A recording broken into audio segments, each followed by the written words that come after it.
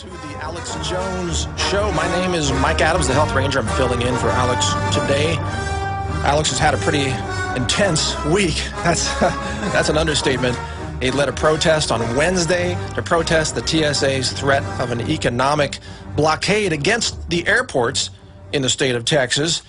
And his voice was pretty hoarse yesterday, but the guy's got an amazing voice, so he powered through the show, no problem. Today, I'm filling in for him. We just heard from Paul Joseph Watson, who helped us understand what's going on in Congress with a shift of power from Congress to the president. Ron Paul calls it the final nail in the coffin of the republic if this new shift in war powers is granted to the executive branch of the U.S. government. Now, I promised you we would talk about GMOs today, and we're going to do that right now. But first, just real quickly, there's a study you need to know about. A study that was published in the Public Library of Science, the open source medical journal, and it was conducted at Harvard Medical School, and it found that there is a, quote, highly influential hidden curriculum that pushes doctors into training, that pushes doctors into accepting and promoting Big Pharma's products.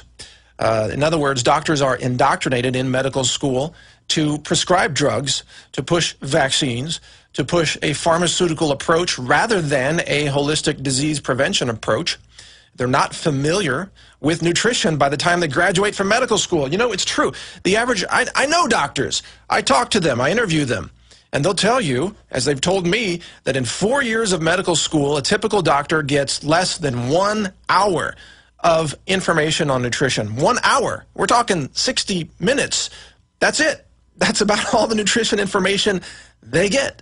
If you're watching on prisonplanet.tv, we have this up on the website. Harvard Medical School professors are paid big bucks by Big Pharma to push meds because they don't understand nutrition. They're only taught about pharmaceuticals, so that's what they push. Kind of sad, actually, because you really want to control healthcare costs in America? Get nutrition legalized. Legalize health freedom so that people can have access to the solutions to cancer. We know how to prevent cancer easily. We also know how to cure cancer in many cases using non-conventional, non-chemical treatments. I mean, it's funny. You look at Fukushima fallout, and we talked about Chernobyl fallout from 1986, and they said how many hundreds of thousands of people are going to get cancer from that. One of the doctors said, well, 470,000 people, their cancers will be treatable. Well, if you get cancer from radiation, what do they treat your cancer with? More radiation.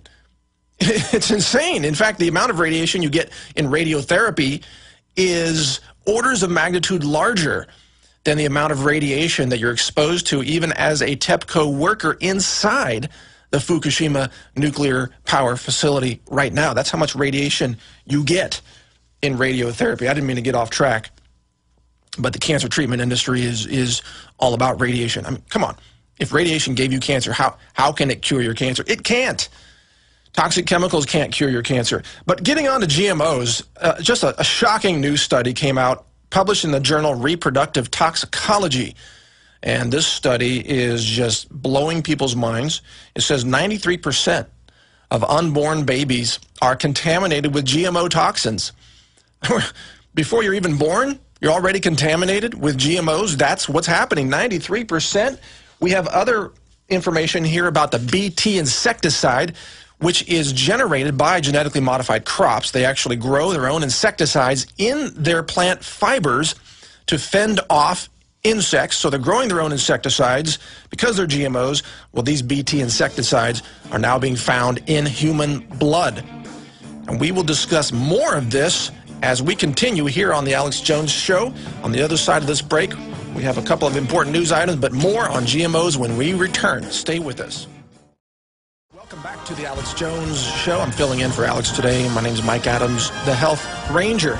We have been talking about some health issues, and we're going to continue to cover GMOs because of this breaking research that shows, and I have a small correction here, I said 93% of unborn babies are contaminated with GMO toxins. That's actually 80%.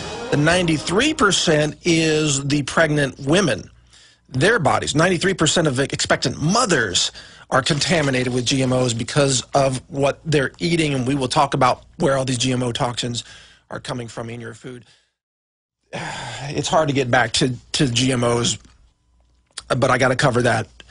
It's very frustrating, obviously, to see what's happening in America today. But look, the GMO issue is just as important because this is a widespread contamination of our entire food supply. Now we're seeing the Bt toxin in the blood of fetuses, in the blood of expectant mothers.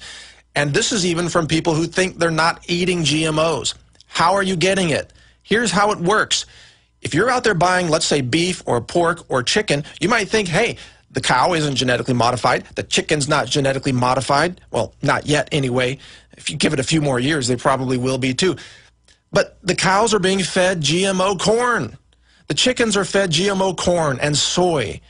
And the pork, they're being fed, the pigs are being fed GMOs. So the GMOs are being concentrated in the bodies of these animals so that when you buy the beef or you buy the chicken or you buy the pork and you eat that, you are eating a concentrated source of the Bt toxin that's generated by the seeds from the GMO crops. This is something that not a lot of people recognize. They don't realize this, that it's coming through the meat as well. Now, you can get safe meat. You can get grass-fed, free-range, 100% locally grown organic beef. It doesn't even have to be organic. If it's just free-range, grass-fed, local beef, I implore you, go down to your farmer's market on this Saturday, tomorrow, and find a source for some local grass-fed beef. If you eat beef, get it where it's safe. Don't get beef that comes out of a factory, an animal food factory where they're fattened up with GMO corn because they're just concentrating the poisons from the GMOs. Now, the GMOs, look at this. They are now poisons in the bodies of a whole generation of children. We're getting close to 100% contamination of North Americans with GMOs. That's how bad it has become. And it's not just about poisoning us with the GMOs. It's also about controlling the food supply. Because the farmers are being told that if you don't buy the GMO seeds, then when the GMOs contaminate your fields, you're going to be sued by the GM seed companies. So they're being economically terrorized, much in the same way that the TSA is terrorizing the state of Texas economically by threatening to shut down the airports.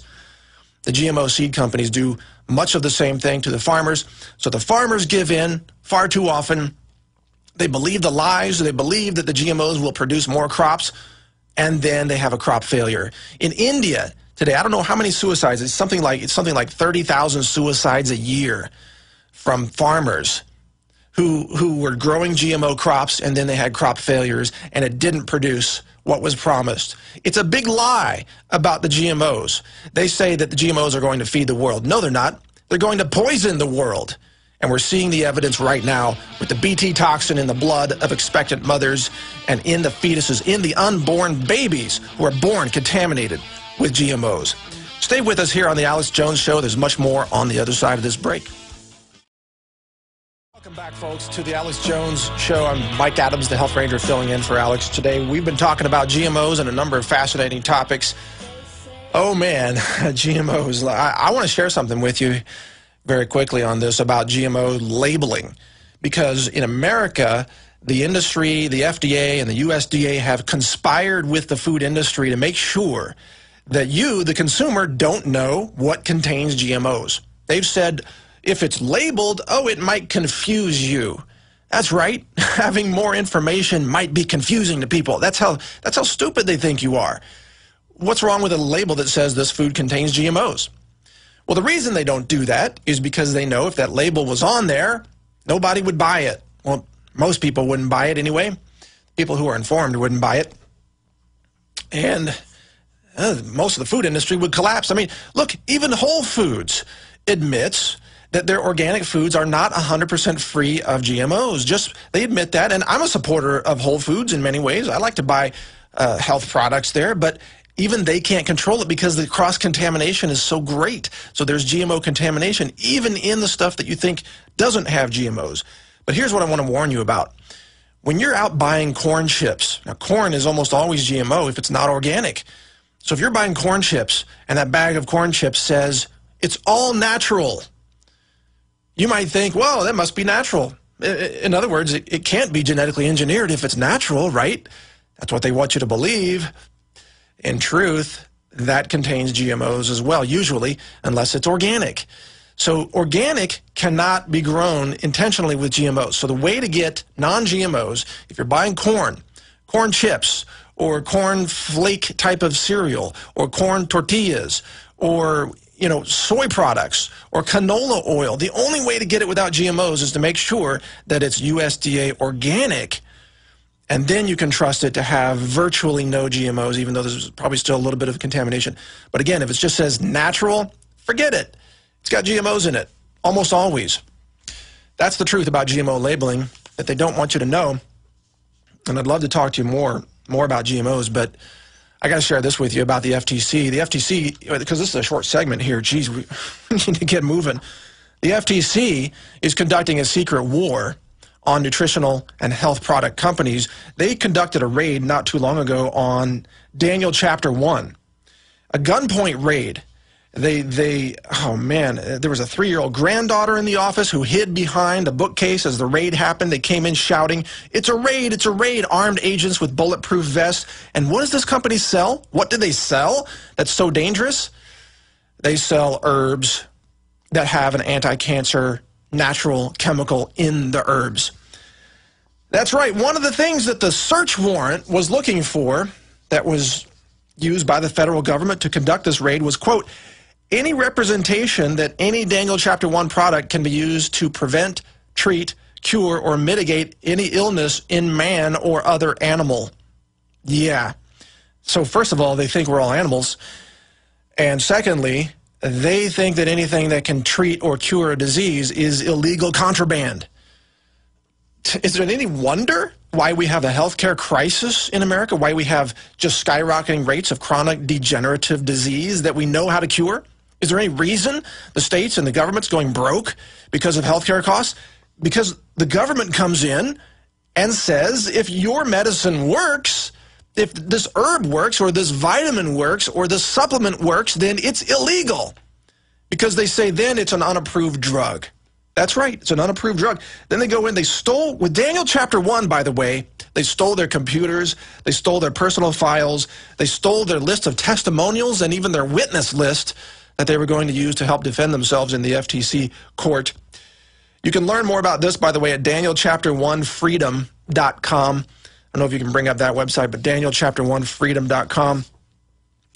They are one of the companies that's being pursued by the FTC in this tyranny situation. Another one, see if you can bring this up, the consent decree of permanent injunction that the FTC filed against a company that manufactures cherry products. This is incredible. You don't even know about this because most companies will not publicly talk about this because they're so intimidated and so afraid of the tyrants at the FTC that they won't talk about this publicly. I've had dozens of these companies talk to me privately but not let me go public with this. A consent decree is what the FTC requires a company to sign in order to control them. And when you sign a consent decree, you admit to committing crimes that you never committed. You admit to introducing into commerce articles of misbranded drugs, even though all you were selling was a cherry extract or a blueberry extract or an anti-cancer herb. This is happening in America today, folks. We're going to talk more about this every opportunity we get. Stay with us here on The Alex Jones Show. There's more on the other side of this break. Thank you.